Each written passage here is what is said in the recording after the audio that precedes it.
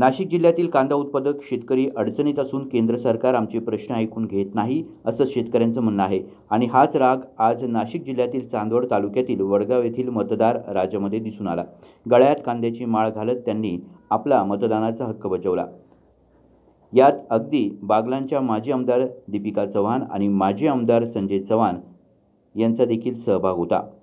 सटाणा शहरातील मराठी शाळा येथील मतदान केंद्रावर त्यांनी सहकुटुंब मतदान केलं।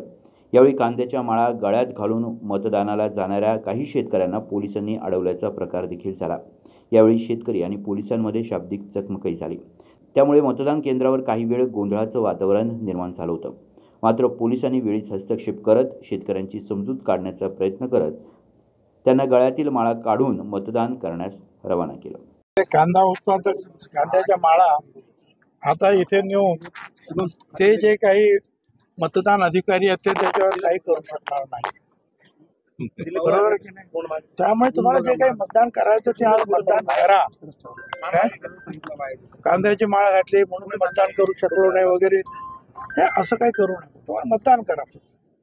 आणि मग कांद्याच्या माळा वगैरे तर आम्हाला दाखवा ना, आपण जे कोण राजकारणी आहेत सत्ताकारणी जे असतील त्यांच्या पुढे आपण ते माळा दाखवा, त्यांच्या पुढे सत्याग्रह करा। हे विचारे जे सरकारी नोकर ते काय करणार आहेत।